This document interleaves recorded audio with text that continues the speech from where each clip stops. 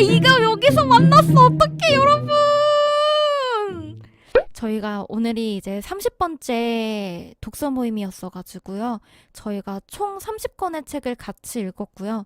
그래서 기념으로 재밌게 읽은 책 월드컵을 할 예정입니다. 라운드가 16강 아니면 32강밖에 안 돼서요. 2개는 그냥 더미로 넣어놨고요.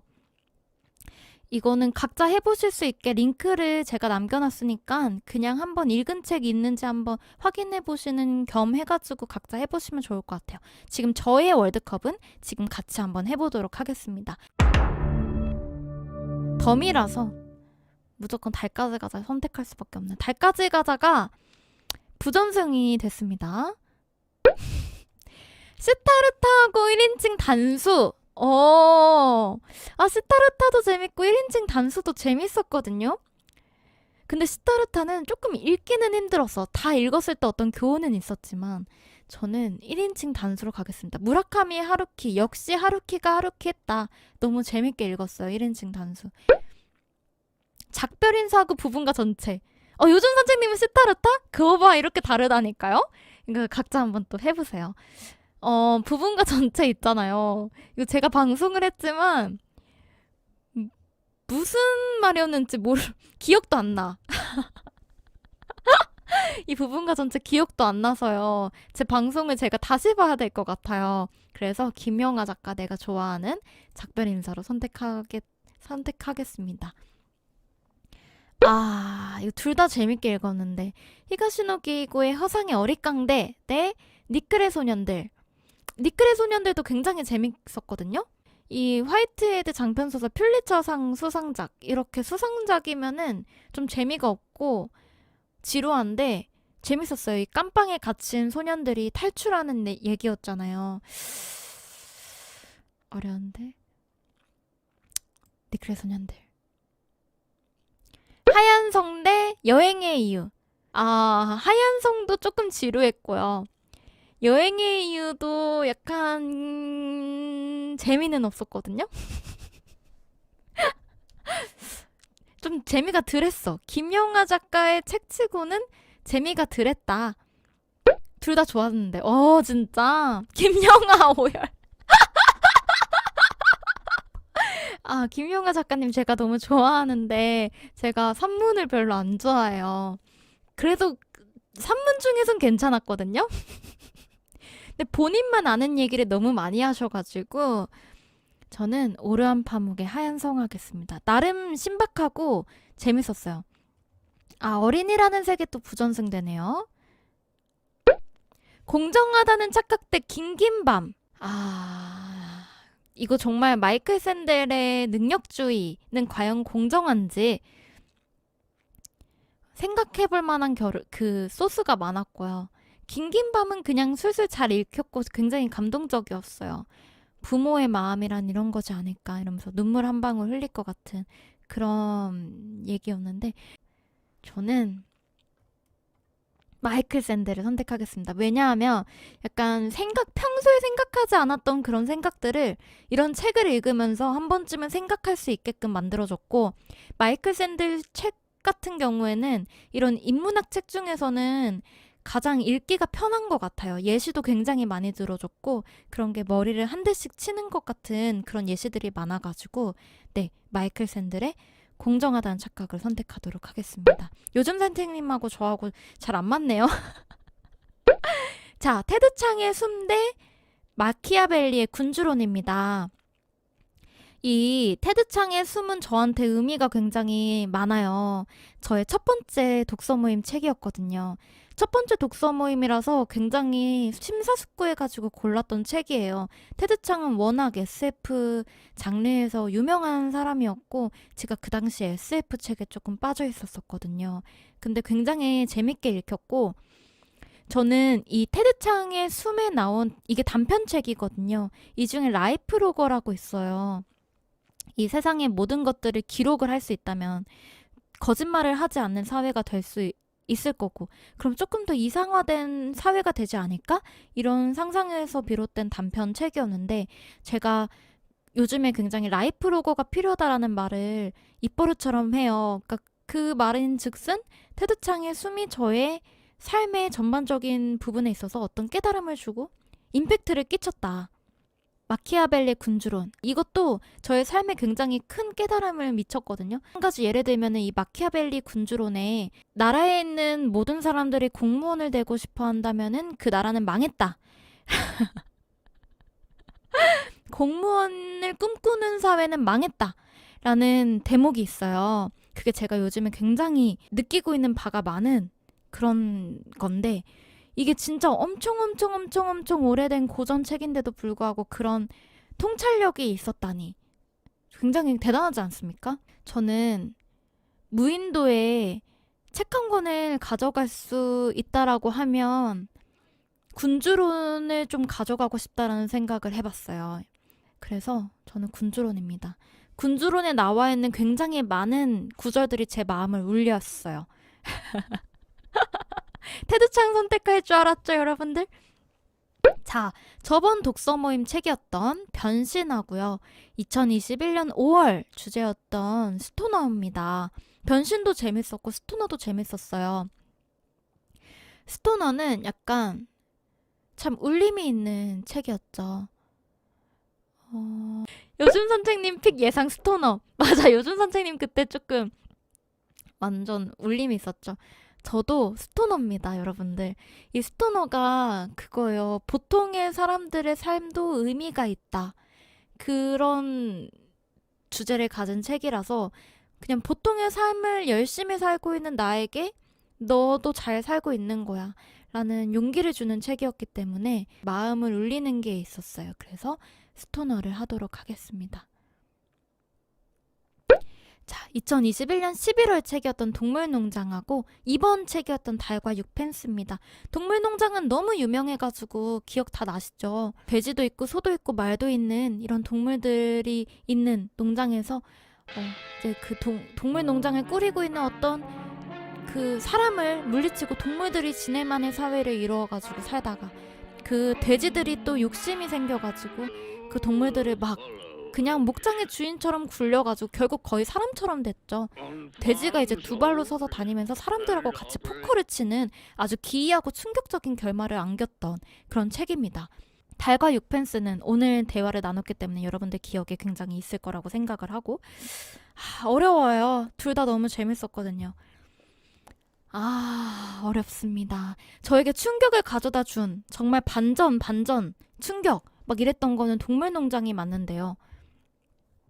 뭔가 문장 하나하나가 굉장히 곱씹을 만했던 건 달과 6펜스거든요. 그래서 저는 달과 6펜스를 선택하도록 하겠습니다. 미움받는 식물들하고 브레인맨 천국을 만나다.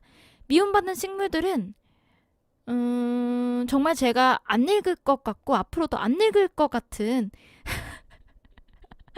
그런 책이었어요. 독서 모임을 한다고 하니 약간 특이한 책을 안 읽을 것 같은, 여러분들도 안 읽을 것 같은 그런 책을 골랐던 건데 내가 왜 이런 책을 안 읽는지 그리고 앞으로도 읽지 않겠다라는 책이었어요. 좀 안 맞더라고요, 저하고. 근데 이런 저는 어떤 책 한 권이 하나의 울림만 줘도 성공했다라고 생각하는데요. 이 책은 저에게 어떤 울림을 줬냐면요. 누구에게나 미움받는 건 없다는 거예요. 그러니까 지금은 누구에게나 환영받는 존재일 수도 있지만 그게 조금만 미래로 가면은 미움을 받을 수도 있고 내가 미움받는 존재였지만 조금만 미래로 가면 그 환대를 받을 수도 있고 이런 깨달음을 줬기 때문에 그런 면에서 실패한 건 아니에요. 들어 말하면 쓸모가 있으면 환대받는다는 거죠. 그렇죠. 그게 쓸모라는 게 진짜 쓰임새를 얘기하는 걸 수도 있고 아름다움일 수도 있고요. 민들레는 이게 그 잡초예요. 그래가지고 민들레를 다 뽑아버리고 죽이지만 뭐 이렇게 후 불면 재밌잖아요?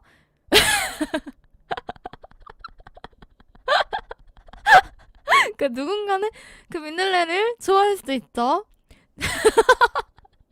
저 그 민들레 부는 거 좋아하거든요. 이거 그 알죠? 민들레 홀씨 부는 거 재밌잖아. 그리고 민들레 이거 꽃 이렇게 반지 만들면 또 얼마나 예쁘게요, 여러분들. 재미 유형사. 재미승. 그래서 어쨌든 저는 민들레 좋아해요. 그리고 브레인맨 천국을 만나다, 이 책은 이제 코즈불포님께서 같이 읽었으면 좋겠다고 추천해 주셨던 책인데요. 자폐가 있지만 굉장히 천재적이었던 한 남자의 이야기였습니다. 저는 브레인맨 천국을 만나다 이 책을 읽고 나서 자폐를 가진 사람들이 세상을 이렇게 보는구나. 나는 어떻게 받아들이면 되겠다. 이런 깨달음을 또 얻어가지고 우영우 맞아요. 굉장히 큰 깨달음이 있었거든요. 그래서 브레인맨 천국을 만나다 이걸로 하도록 하겠습니다. 그리고 아무도 없었다 대 칵테일 러브 좀비. 칵테일 러브 좀비 굉장히 재밌었어요. 재미는 있었지만 별 큰 깨달음은 없었고요. 그리고 아무도 없었다 이거는 세계 3대 추리소설이라고 불리는 책이었는데 왜 3대 추리소설이라고 불렸는지 알 것 같더라고요. 읽고 나니까 굉장히 재밌었어요. 그래서 저는 그리고 아무도 없었다 이걸 선택하도록 하겠습니다. 엄청 감탄사가 많았던 기억이 나네요. 저는 굉장히 감탄했어요. 이 책을 읽고. 자, 다음 브람스를 좋아하세요 대 우리 집 문제. 브람스를 좋아하세요도 재밌었어요. 한 여자가 있고 늙은 여자였죠. 늙은 여자였는데 연하남이 이제 데이트 신청을 하려고 전화를 걸고 우리 브람스 콘서트를 보러 갑시다 라고 얘기하는 대신에 이 여자가 조금 덜 부담을 느끼도록 우리 혹시 브람스를 좋아하세요? 라고 데이트 멘트예요. 이게 데이트 신청 멘트예요. 굉장히 감각적이고 감성적이고 재밌게 읽었던 책이지만 오쿠다 히데요, 공중근해로 유명한 오쿠다 히데요. 이 사람의 재치는 이길 수가 없어요. 너무 재밌었어요.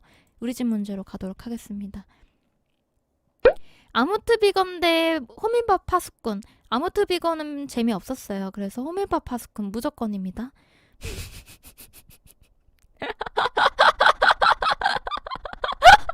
단어. 웃겨. 자, 여전히 베스트셀러인 김호연 작가의 불편한 편의점과 헤르만 헤세의 데미안. 불편한 편의점 굉장히 재밌었어요. 서울역 노숙자가 편의점 주인인 중년 여성의 지갑을 굉장히 온몸을 다해 지켜내고 그게 고마워서 우리 편의점에서 야간 알바를 하지 않을래? 라고 제안을 하고 그 편의점에서 열심히 일하는 그 노숙자의 모습. 찾아오는 손님들의 고민도 상담을 해주고 재밌었어요. 재밌긴 재밌었어요. 하지만 데미안입니다. 데미안을 이길 수 있는 자가 진짜 있을지 저도 궁금해요. 에리 프롬의 사랑의 기술과 리처드 도킨스의 이기적 유전자. 이 사랑의 기술은 생각보다 읽기가 조금 어려웠어요. 이 책을 읽고 나서 제 마음속에 남은 어떤 한 구절은 그냥 이 사랑이라는 거, 그냥 나 자신을 사랑하는 그런 사람이 되자. 약간 이런 느낌이고 약간 어떤 당연한 생각이고 그 나 자신을 사랑하려면 그 명상을 해야 된다. 나의 현 위치를 알고 그런 내용이었고 차량을 정량화했던 시도로 기억나네요. 맞아요. 크게 기억에 남진 않는 것 같아요. 어떤 큰 울림은 없었나 봐요. 이 이기적 유전자가 왜 저에게 큰 울림을 줬냐면요. 인간을 구성하는 데 있어서 한 유닛이 되는 게 유전자이기 때문에 유전자를 안다는 거는 사람과 관련된 어떤 모든 것을 다 이해할 수 있다는 뜻입니다. 이 인간이 어떻게 행동을 하는지, 그 인간들이 모여있는 이 사회가 어떻게 구동이 되는지를 유전자의 특성을 알아야만 설명이 가능하기 때문에 그 유전자 입장에서 설명을 기가 막히게 해낸 최초의 책이자 마지막 책일 거라고 생각을 해요. 그래서 저는 리처드 도킨스의 이기적 유전자를 선택하도록 하겠습니다. 자, 이제 16강이에요. 오쿠다 히데요의 우리 집 문제와 호밀밥 파수꾼. 이 셀린저의 호밀밥 파수꾼은 저한테는 데미안 같은 책이었어요. 좀 큰 울림이 있어서 호밀밥 파수꾼으로 하겠습니다. 이 두 책 다 저의 어떤 사고관을 깨준 책입니다. 브레인맨 천국을 만나다도 서번트 증후군에 대한 어떤 저의 편견이라든지 편견을 깨뜨리고 개념을 심어준 책인데 그래도 도킨스의 이기적 유전자를 이길 책은 없습니다. 오르한 판묵의 하얀성은 이제 거의 똑같이 생긴 한 명은 가난하고요. 한 명은 왕족이고요. 그 둘의 삶을 나타낸 책입니다. 옷만 바꿨고요. 그리고 나는 그 부자의 경험을 다 일기로 읽었어요. 그래서 내가 저 남자라고 할 수 있는지, 똑같이 생기고요. 옷도 똑같이 입고요. 기억도 다 있어요. 그럼 내가 과연 그 사람이라고 할 수 있는가에 대한 고민이었어요. 나라는 존재는 무엇인가. 굉장히 재밌게 읽었던 것 같아요. 그런 부분에 있어서는. 하지만 스토너가 훨씬 재밌었던 것 같아요. 달까지 가자와 공정하다는 착각으로 가도록 하겠습니다. 군주론이죠. 무조건 저는 이거 죽기 전에 한 번 더 읽고 싶은 책이었으니까요. 데미안을 이길 수 있는 책은 많지 않습니다. 1인칭 단수 재밌게 읽었어요. 어린이라는 세계 이거 재미없었어요. 호밀밭의 파수꾼 대 스토너. 무서울 정도로 나랑 다르대.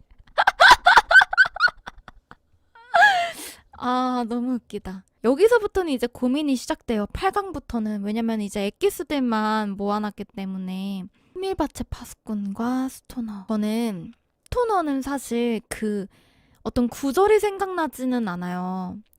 그냥 그 좋은 느낌만 좀 가지고 있거든요. 근데 저는 호밀밭의 파수꾼은 어떤 구절이 생각나요. 그러니까 제가 말씀드렸던 건데요.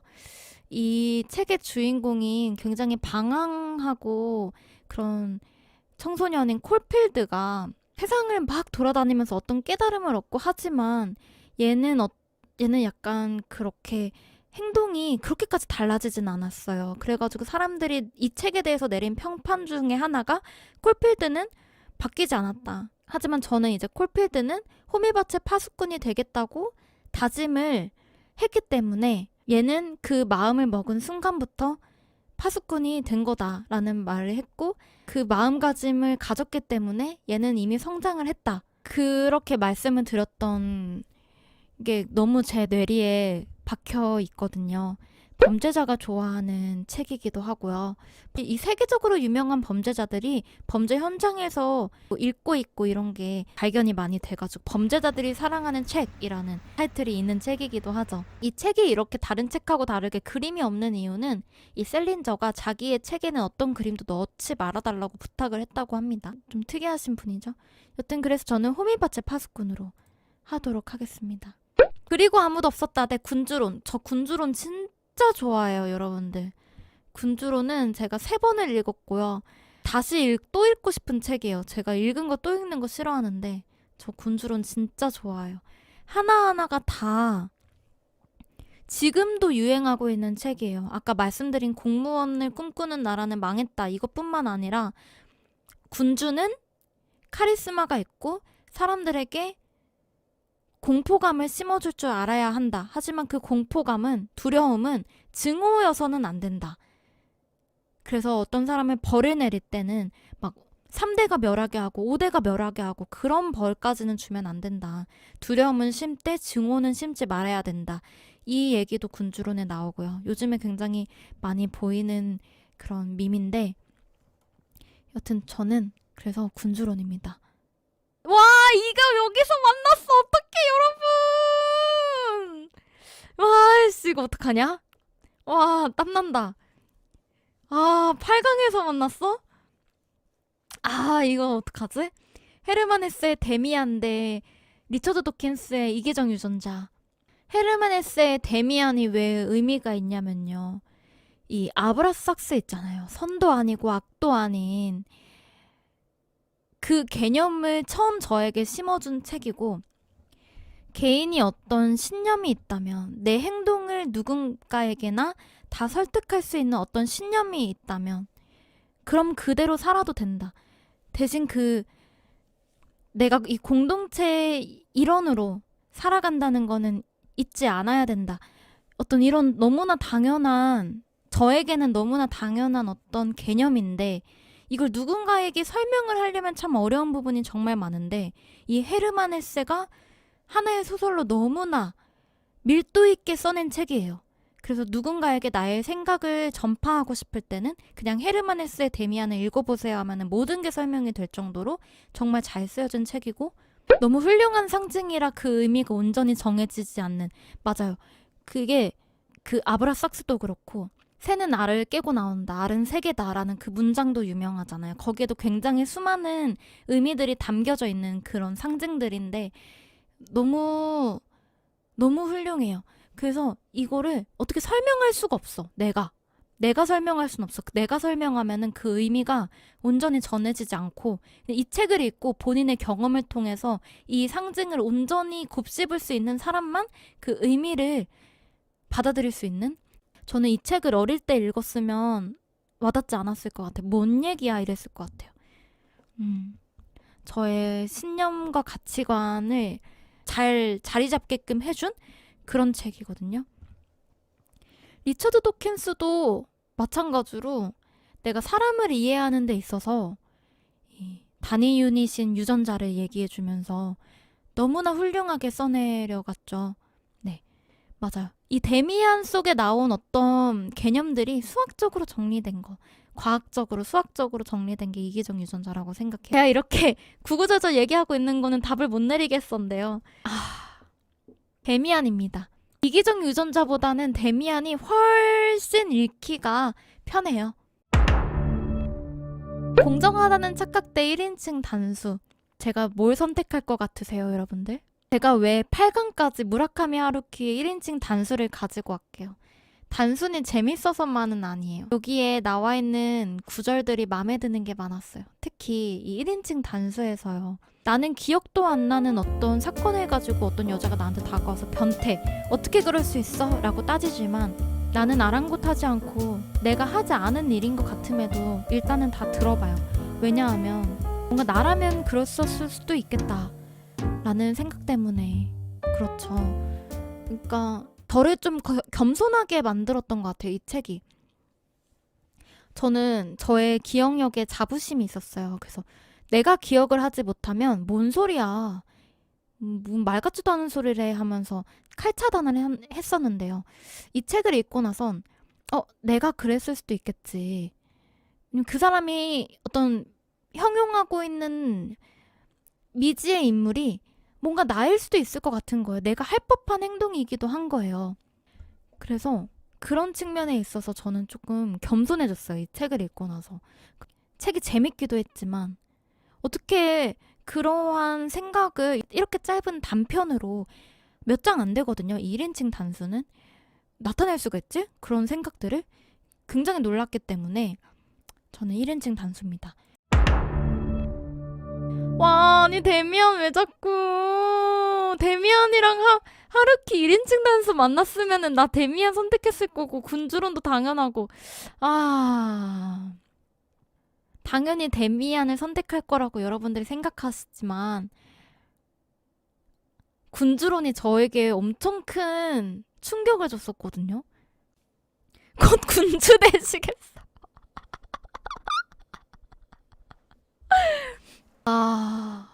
한 가정을 통솔하는 사람은 가장이 있잖아요. 그쵸? 이게 점점 범위를 줄여가지고 가다 보면요. 그냥 나만 남기도 해요.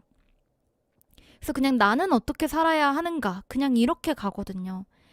그러니까 굉장히 고전적인 자기계발서라고 생각하는 게 훨씬 편해요. 이 군주로는. 내가 삶을 살아가는 데 있어서 어떤 가치관을 가지고 살아야 하는가를 굉장히 직접적으로 그냥 너 이렇게 살아라고 알려주는 게 군주론이고요. 데미안은 조금 더 비유적으로 이런 게 이렇게 될 수도 있어 라면서 나한테 생각하면서 할 수 있게끔. 그쵸? 군주론은 본인의 삶의 방향을 정해주고 데미안은 타인을 이해시켜주는 쪽이군요. 데미안은 곱씹으면 곱씹을수록 정말 잘 우러나는 그런 음식 같은 책입니다. 그러니까 그거에 어떻게 보면은 불량식품 대 천연식품 같은 그런 느낌이라고 보면 돼요. 이렇게 생각할 수 있을 것 같아요. 데미안 속에서 얘기하고 있는 어떤 가치관을 이 사회에서 살아갈 때 어떤 태도로 살아가야 하는지는 군주론이고, 그러니까 데미안이 바탕이 없으면 군주론의 의미가 없어요. 그래서 데미안을 가도록 하겠습니다. 호미바체 파수꾼 대 1인칭 단수. 호미바체 파수꾼을 선택하도록 하겠습니다. 다시 한 번은 또 읽어보고 싶은 책이에요. 호미바체 파수꾼. 결론은 데미안이네요. 재밌게 읽은 책 심야산책의 30권 중에 1등을 선택한 것은 데미안입니다, 여러분들. 와! 빰빠라밤.